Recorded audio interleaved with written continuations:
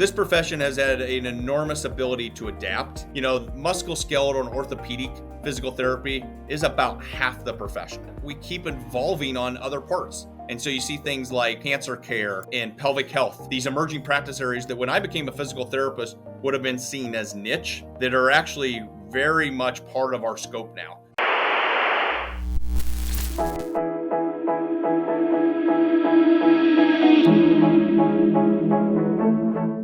Hi, welcome to the podcast of the Academy of Orthopedic Physical Therapy called Orthostatic. Today, I'm James Spencer, Vice President of the Academy, and I'm here with Justin Moore, the CEO of APTA.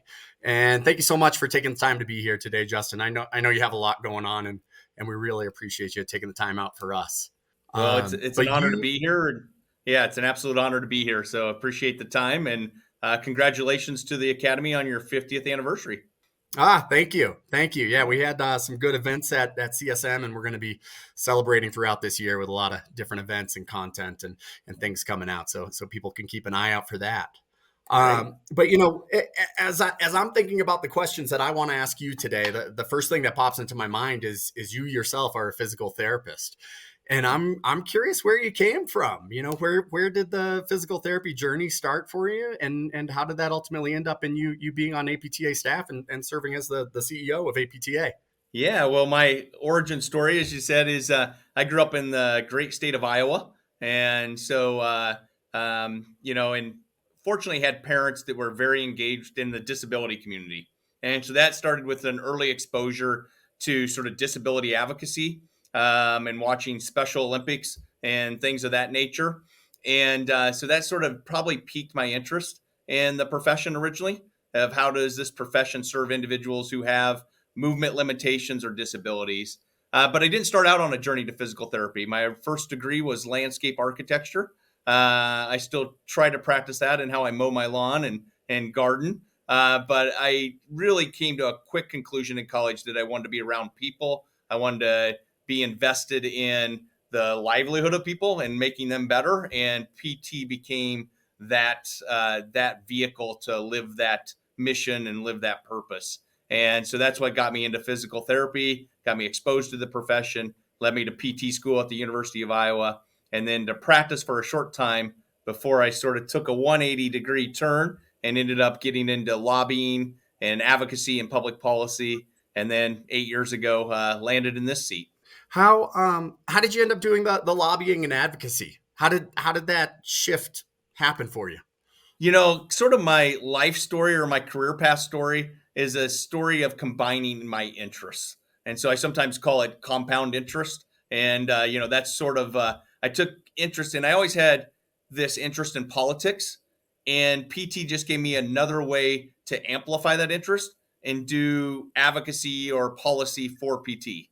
And so it was a great sort of way for me to combine the two interests of being in the profession and the value of the profession with my interest in politics and good health policy. And so that was the 180-degree turn that I took at one point early in my career that has led to a very fulfilling and sustainable career path. Of interest, that 180-degree turn was very something relevant to the Academy. Is my first job at APTA was a temporary job, and it was all around protecting physical therapists' ability to perform manipulation. And so I was the staff person that came to APTA to really help fight what at the time was an assault on PT's ability to perform manual therapy, specifically manipulation. And so that was my first policy issue. And that led to scope of practice issues that ended up leading to, payment issues, workforce issues, all the other things that I had the opportunity to engage in public and health policy on. Wow. Whenabouts do you think that manipulation and mobilization work was? 1999. Yes. So I joined staff 25 years ago, and in February of 1999. But it was really the Academy and AOMPT and APTA that came together as a partnership of three to really say we need to do something to protect PT's ability to perform this part of scope of practice. And it became the model of collaboration, became the model of strike force advocacy. And it really was something that built off sort of the origins that chapters had in APTA with direct access, what the content expertise had with the Academy, of orthopedic physical therapy and AOMT, and combining that expertise with know-how led to really a pretty successful effort to defend and maintain PT's ability to perform this essential part of physical therapy practice. Yeah. I mean, so I graduated from PT school in 2006. And at that time, whether a PT could manipulate, perform grade 5 mobilization or not, I mean, that was a huge deal. But I suspect that there's newer PTs now practicing in a lot of states who don't know about the fights and battles and what a contentious thing that was at times. Yep. And I think now about stuff like PTs ordering imaging and other Right. things that we are trained to do and situated to do well that we're having to fight for. And in many ways, in many states, manipulation, PTs doing manipulation is a long held right and Yep. thing that we do. Exactly. So it's interesting. I mean, I think advocacy and all this stuff is, for me, it's the bread and butter of what the organization does, and the things that nobody else can do better than APTA does. Yeah, Um, absolutely. I think it's our best value proposition, and the track record of this profession and advocacy is pretty outstanding. I know people are frustrated with the here and now. We do have payment challenges, administrative burdens. We are not lacking challenge, but we have a long and successful history of increasing our scope of practice and maintaining our ability to have economic opportunities. And we'll continue to do that. It's really our value proposition. yeah, fantastic. I mean, I think you don't have to sell me. I think the work is absolutely necessary, and I think APTA is the only one who can do it. And it has to be done, and the challenge is just getting more people on board to support that work. Let's shift gears a little bit. I mean, you were talking about Mhm. some of the challenges that we continue to face today and push back against. And I look at the COVID-19 era um, as a time of a lot of changes and shifts. Are there things that APTA has seen change in our profession and things that you're working to address? Yeah, I think we're going to look back in 25, 30 years as COVID-19 being a milepost in the journey of this profession. And I think some of the things we learned during COVID-19 is first and foremost a very positive message. Early on in COVID-19, people probably forget in the first few weeks, but there was an active fight to say physical therapy is essential services. And there were calls to close practices nationwide. At that point, we'd closed elective surgeries, and the association at that time, in collaboration with the APTA private practice, really said, hey, that is a local decision. That's a community based decision. And we believe physical therapy is essential, and that we saw innovation. We saw physical therapists redistributed into inpatient settings. We saw outpatient practices becoming places for ERs to send patients to. And we saw a lot of innovation. We saw PT practices becoming places that could actually do testing and immunization. And so that early decision in COVID-19 to say physical therapy is essential really is setting the foundation for physical therapy as primary health services or physical therapy as community-based services. And that was a decision that, a lot of people that were involved at that time really early on leaned toward closure of practices, not to let the PT professional decide if they need to close. And that was a real significant moment where PT said, "Hey, our providers know best, and so if they want to stay open, that's their decision." And we did have practices close, we did have practices stay open, but we let that be that professional judgment of the PT, and it was a doubling down that PTs can, manage their practices and make decisions that serve their communities and serve the health of individuals. The second part is probably a not great story. We saw a stress on our workforce that's unprecedented. And so coming out of COVID, we're in a workforce crisis. And whether it's the volume of individuals that left the profession due to burnout, stress, losing their jobs and not being able to come back, we saw a major disruption in our workforce that we're still in recovery for. And so we've really been focused on workforce the last couple of years because COVID did have a pretty challenging impact on the health, wellness, and viability of our workforce. Yeah, I know before COVID there was kind of the thought that by 2030 there'd be an excess of PTs. Has COVID changed the math on that? Yeah, I think you can throw the workforce models of the past out the window. They're based on assumptions that are totally different than how healthcare is provided today. We actually have better data now. And so actually we're in the process this year of working with an academic institution to redo the modeling for workforce supply and demand, because the old assumptions weren't bad at that time, but COVID was such a game changer that we have to relook at things like attrition, immigration policy. That has changed drastically in the last 25 years. And all those have an impact on the modeling that goes into workforce planning.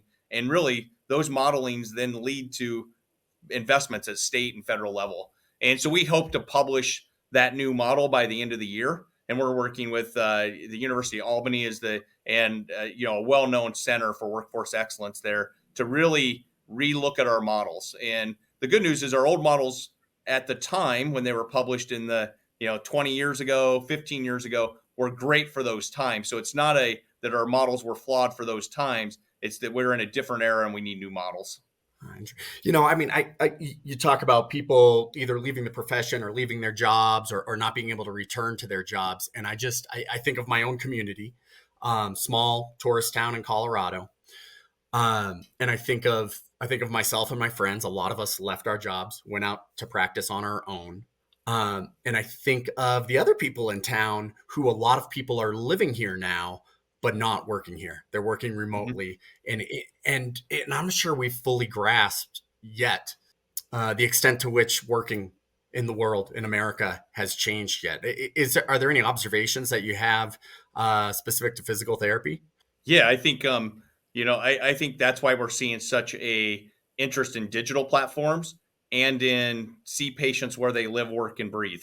And so, however that represents as a practice, there is a growing trend that people coming out of COVID expect what is becoming a convenient care model. And so, whether that's you can get your care at when you go pick up your prescriptions at the grocery store, or whether you can get that care in your home, or you can get that care in your office, there has been a disruptive factor in healthcare delivery that people want it in less bricks and mortar spots. And it doesn't mean bricks and mortar is going to go away. It just means there is a changing demand of sort of having this partnership of I know where my local practitioner practices. So if I need to get in and see him, I can go to him, but I also can consult with him online if I have a flare up, or I can actually, if I have a limited time schedule, I can see him down in my gym here at my office.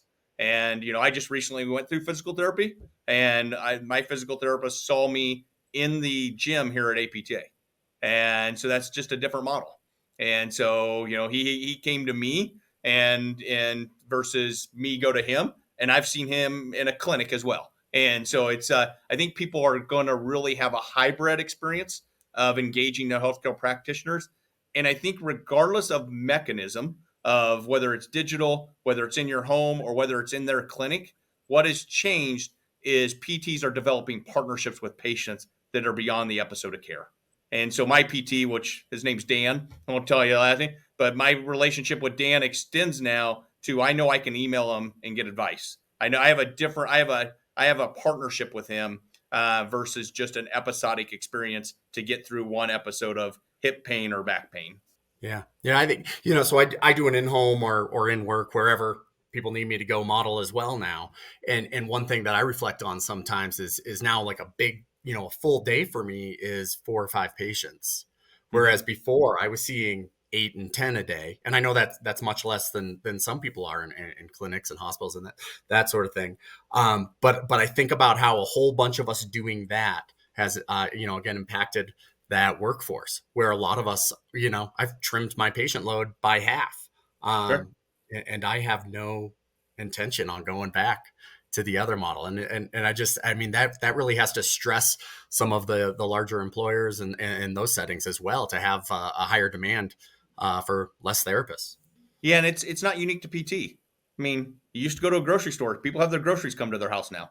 You used to, it's like so. COVID changed consumer expectations, and the great news that I think, and it's been part of the long history of PT. PT adapted. We have, I mean, it did not.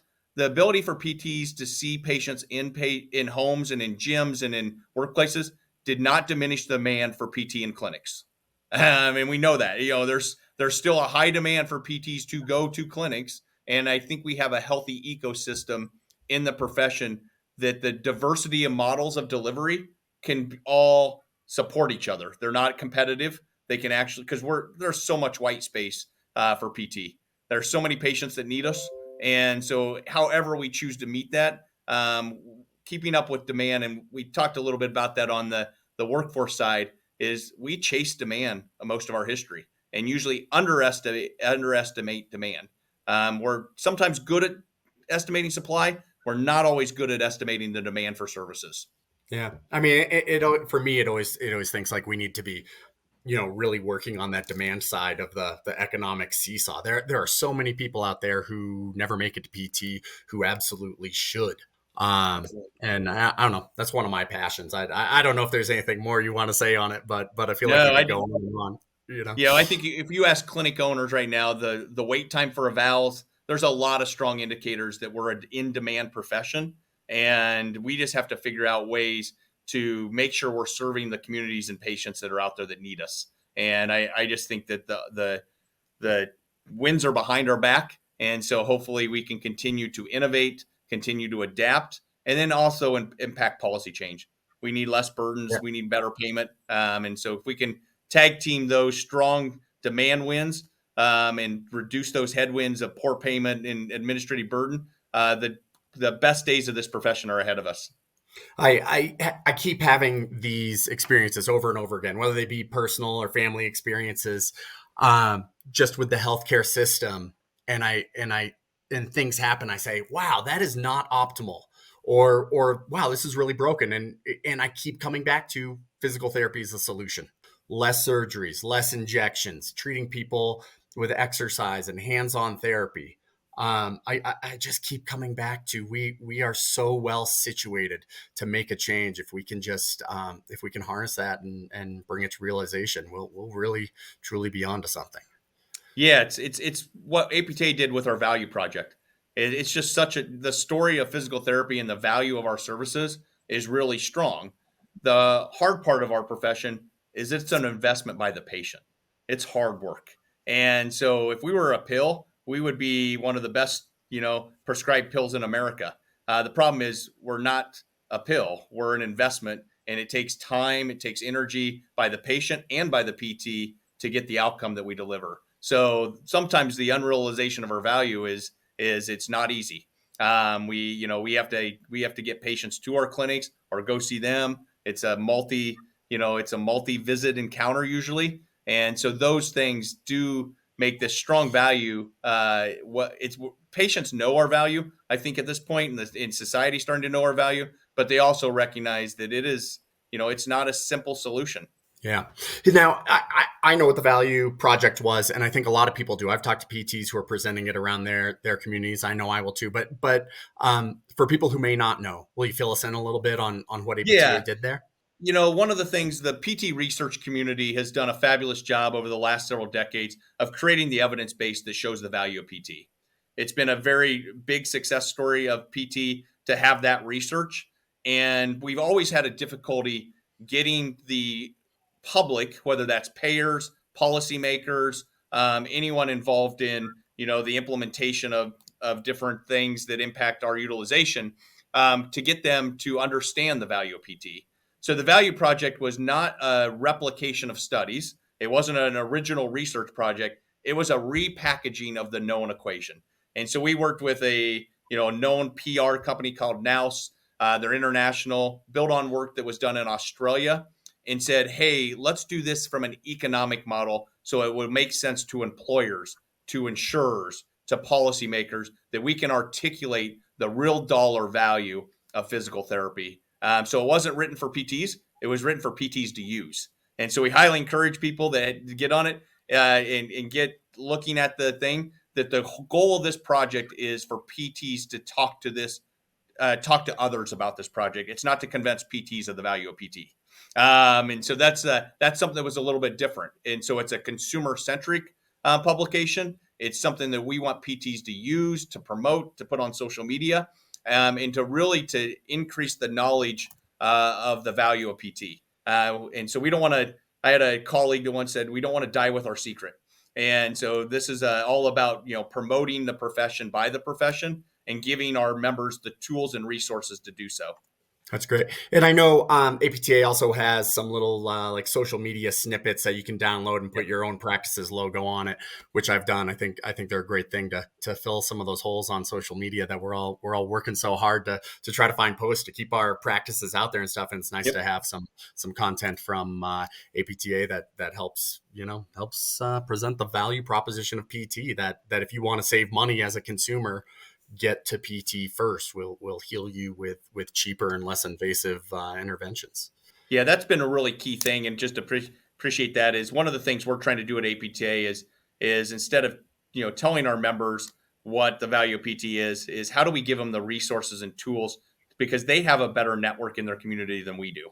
And so the best way for us to get PR on the profession is to have our local practitioners talk about the profession, and we need to do that through collateral development. They can be co-branded. At the end of the day, we want people to choose PT, which is our consumer brand, but the way they do that is to choose the PT in their neighborhood. There's no clinic at APTA that's the Choose PT clinic. We need them to connect with their local practitioner. And whether that's our Find a PT spot or whether that's co-branding on social media, we're trying to learn from others on how do we connect the patient to that PT in their community. I can't just leave it alone. I have to say this. You set me up to go on a rant here. I think so often we hear from people, why hasn't APTA done this? Why hasn't APTA done that? And and the answer usually for me is APTA has provided the resources. They have the experts in what you want to accomplish. They have the experience of having had advocacy and political wins in other states to accomplish the things that you want to accomplish in your state and community. But it's really up to the PTs on the ground to take those resources, take the expertise of those experts, take the experience and bring it to their own community, share it with their patients, their neighbors, their legislative forces around them, their leaders or their obstacles, to take everything that APTA provides and make the change in their own neighborhood. It's a professional association. It's an association of professionals. And really, we're all, I think, liable for getting the work done with the strong support of APTA. Yeah, I think it's a great point, James. And I always tell students this story is when I started lobbying for the association, more times than not, I'd go into an office and they wouldn't even know what physical therapy was. And so I spent a lot of my early career as a lobbyist just explaining what physical therapy is, who physical therapists are. And in the decade that I lobbied, I started going into legislators' office that they would actually tell me who their physical therapist was.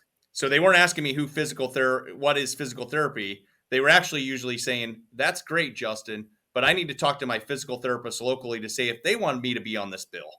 And my favorite story was he's a senator now, but he was a congressman at the time named Jerry Moran, and I had lobbied Jerry for a long time on the therapy cap legislation. And he told the story is like I'd probably visited with him 5-6 times about co-sponsoring repeal of the therapy cap. And in his small town in Kansas, the PT lived just down the street. And he told me the story once that every time he went out to mow his lawn, she came flying out the door to talk about the therapy cap. And guess why? He became a co-sponsor. He didn't come a co-sponsor because the professional lobbyist wanted him to do it. He became a co-sponsor of that legislation because that local PT was telling him how much it mattered to her and her patients. And that amplification effect is what associations are about. We can create the resources and material, but we will scream from the top of our lungs. But if it's not amplified locally and by our members, it's not going to have an impact because they want to know why it impacts your community in Colorado, that community in Kansas. They don't care that I'm an employed lobbyist for APTA. They appreciate it, and I serve an education role. But at the end of the day, they want to know why does it affect my constituents? That's a great point. I love it. Well, we've talked a little bit about the past. We've talked a lot about the present. So I want to shift into the future and just ask you if there's anything in particular that are opportunities or challenges or anything that you kind of see coming down the pipeline that are the next thing that APTA and physical therapists will be working on. Yeah, I think we talked about it when we talked about COVID. I think we're starting to see physical therapists really be that community-based provider to help people manage, especially musculoskeletal conditions. And so we're seeing, 40 years of policy efforts on direct access. And it used to be the complaint is we got it, now no one uses it. And now you're seeing direct access be, the vehicle for entrepreneurials, to really sort of hit the ground running, start your own practice, a niche practice. And so I think in the near future, we're going to really see physical therapy take an expanded role in the communities and being first access providers, partners in healthcare, primary care or primary health services. And I think we're just on the front end of that. And, some of that started with PTs being in ERs or emergency departments.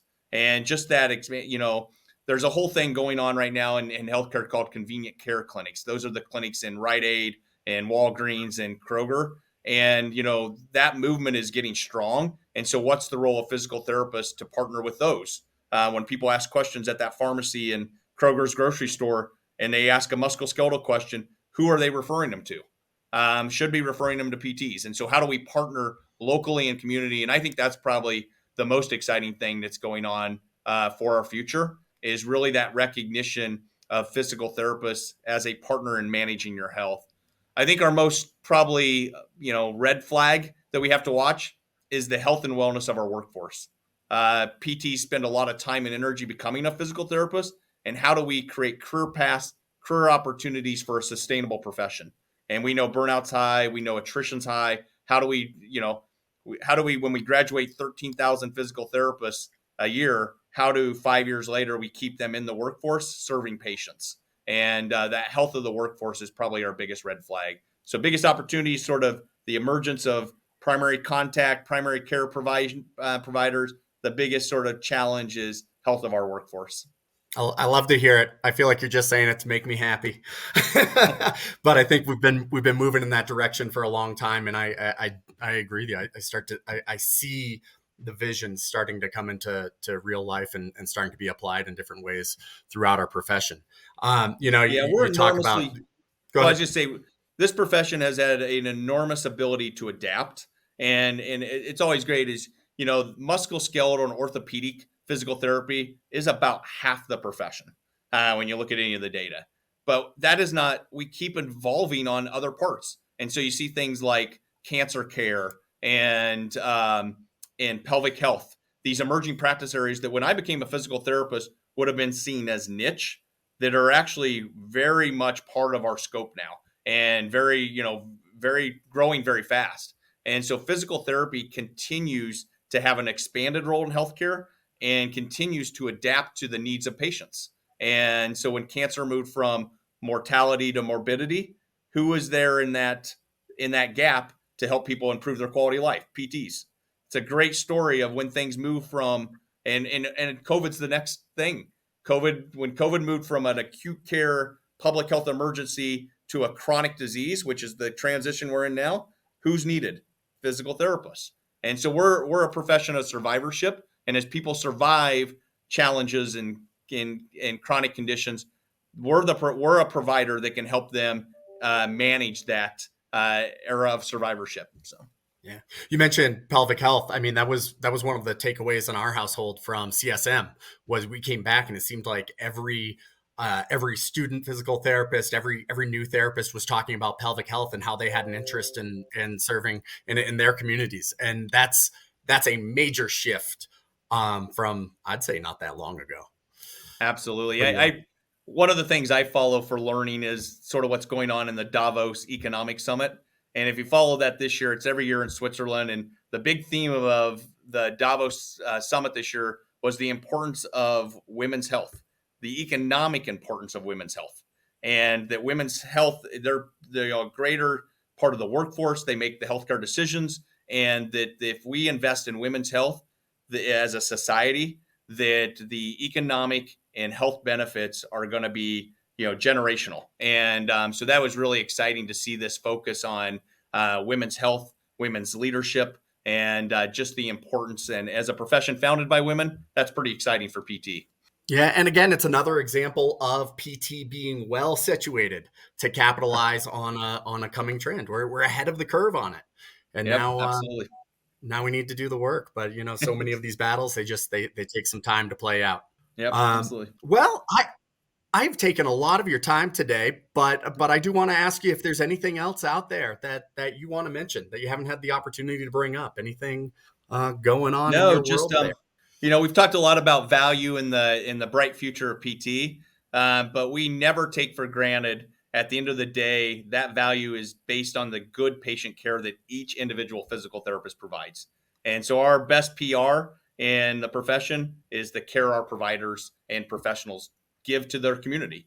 And so, keep doing that work. And if there's one thing every physical therapist can do to make this profession strong, it's just keep serving your patients and giving good care, because that's the PR engine, that's the advocacy engine, and so keep doing what you do. All right, and thank you so much for doing the work back there in DC to set us up for success and give us the resources we need to do the best job we can with our patients. You bet. Thanks for taking the time, and we hope to hear from you soon. You bet. Take care and appreciate the opportunity.